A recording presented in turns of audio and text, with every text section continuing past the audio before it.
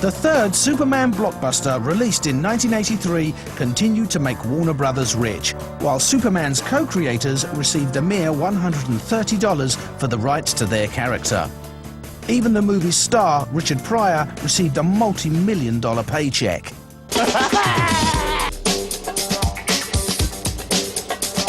In the 1970s, Richard Pryor was the funniest man alive, a tragic comic genius who grew up in a whorehouse where his mother was a prostitute and his father was a pimp. The greatest stand-up comedian of all time was also America's favourite Hellraiser, but his reputation did nothing to take away his crown as the godfather of comedy. You better be for real, I got sex appeal. This is what I feel, and this here's my vow, and now you know the brother with no how. You know what I'm saying? Thinking about death, though, I'd like to die like my father died. Right? My father died fucking. He did. My father was 57 when he died, right? The woman was 18. Well, my father came and went at the same time. I got no...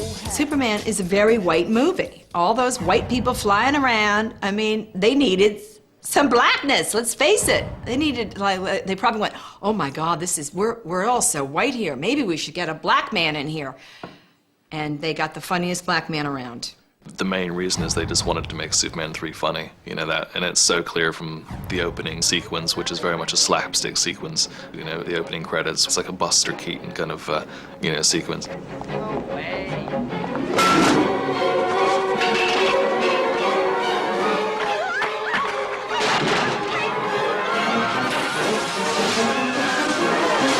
He did some quite good shtick in it, you know. There's one scene where he's cavorting about with a pink towel, doing an impersonation of Superman, which is funny. Yeah, of course it's funny, because Richard Pryor's a very funny man. His cape was flapping in the wind. He was flying.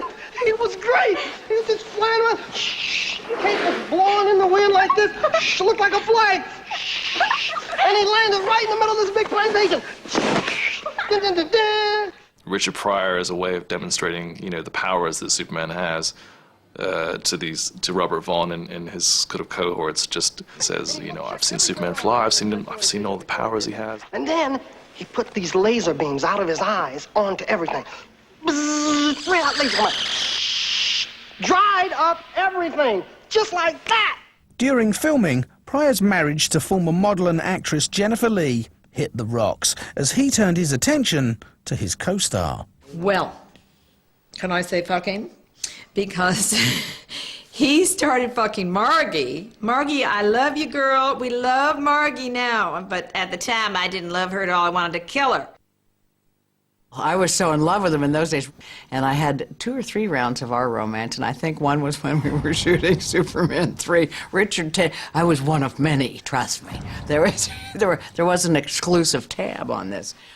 I remember we suddenly looked up and he went, Richie Pryor's in bed with Lois Lane. And he was like an 8-year-old kid. He was so excited and pleased with himself. Pryor's marriage to Jennifer collapsed, and Superman 3 opened to bad reviews. Superman 3 was a box office flop and marked a downturn, not only for the American superhero, but also for its star. Well, 3 wasn't very good, for starters. And one of the things they did to Richard was something that directors and producers have done to Richard forever. Richard's really an accomplished actor. They just thought, oh, we've got Richard Pryor, we're paying him, it's his job to be funny. And I think the producers and director on Superman 3 were very guilty of that they didn't give him a lot of support. I know he had a really hard time making it. Superman 3, as big as it was, it almost symbolized a period where things started to go the opposite direction for Richard. And again, his health was suffering. He did lose a lot of weight. There was a lot of rumors and speculation in the press about what could possibly have been wrong with him after the filming. In 1986, Pryor was diagnosed with multiple sclerosis, a debilitating and degenerative disease that attacks the central nervous system. You suffer spasms, you suffer muscle control, speech is affected, obviously mobility. Last night I was so depressed, and I went and got a Bible, and I turned to His health continued to decline, and eventually he required round-the-clock medical care. Although not everyone involved in Pryor's life had his best interest at heart. Oy, oy, oy. The help was selling furniture out of the garage. Yeah, you can't make that up. I mean, it was like Hollywood. Ex-girlfriends, ex-wives, huge amounts of money flying out the door. I can't, basically he said, my health is down, my business is failing. You've got to come back and make some sense out of this. It was really a challenge. I had my life threatened. I had my life threatened by Mexican maids. I had to get a restraining order on one of the ex-wives.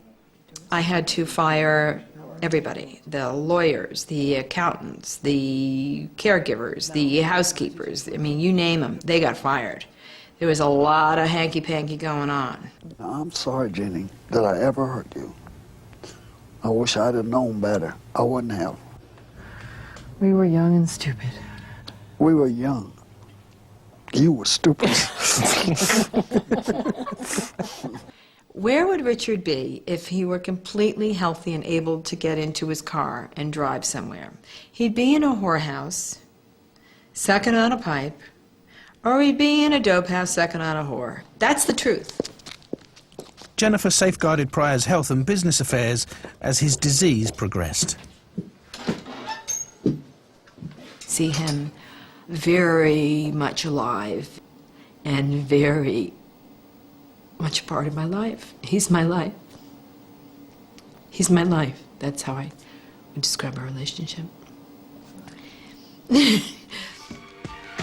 As Pryor's health deteriorated, so did Superman's screen reputation.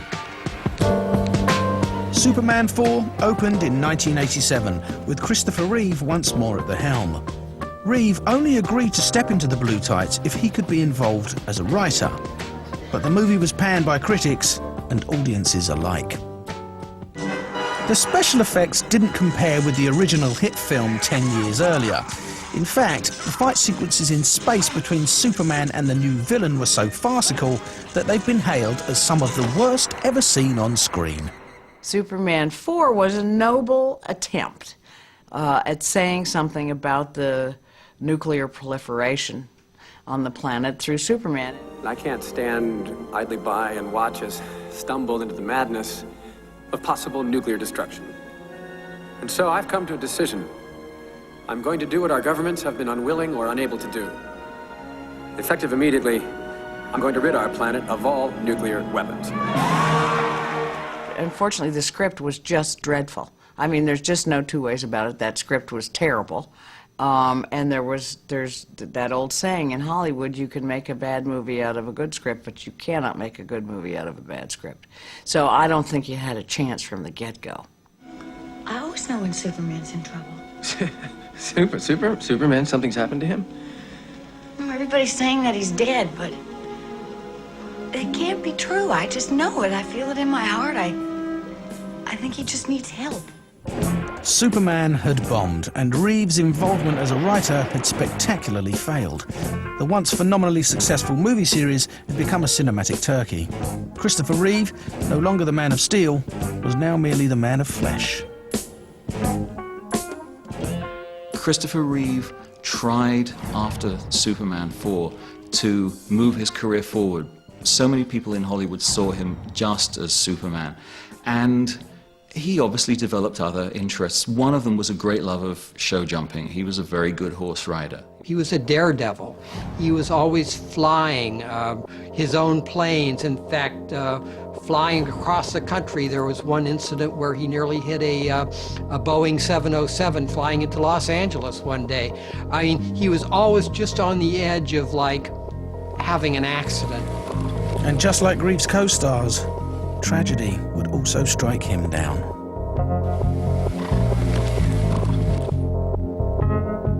When Christopher Reeve went over that horse, right over the head, went over the jump and landed on his neck and was taken to the hospital, paralyzed. He had what's known as a C2 break, and that refers to the number of vertebrae. I think it's the second or third vertebrae down. Reeve currently has no movement or spontaneous respiration. He may require surgery to stabilize the upper spine in the near future. At this time, it is premature to speculate about his long-term prognosis. He stopped, and I wasn't, really paying attention, and I just went over his head, straight down, sort of like a jackknife right into the ground, and managed to actually disconnect my head from my spinal column. And the surgeons managed to put my head back on. Of course, when I heard about the accident,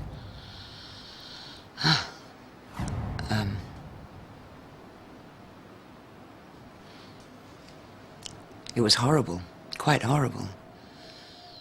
My initial thought was, oh my gosh, of all the people to have it happen to, Chris was the wrong one. Not because it was going to obviously impede his athletics, which he was very good at, but because he had never been an introspective guy. He had not been someone who'd surfed the internal terrain, as it were. And I thought, boy, I don't know if he's going to be able to handle this at all. Well, his first reaction when he learned where the break was and what happened was despair. And that turned to thoughts of suicide. In fact, he talked with his wife, Dana, about whether or not he should commit suicide. But this was Superman, and against all the odds, he was determined to walk again. One of my core beliefs is that I will not be spending the rest of my life in a wheelchair. To stand up and take a few steps would be fantastic. Would be miraculous. To see the man who portrayed this character in a wheelchair, unable to move, unable to breathe without a ventilator, things like that, it was just, oof. It was extremely ironic that this actor would be in that situation, and extremely tragic.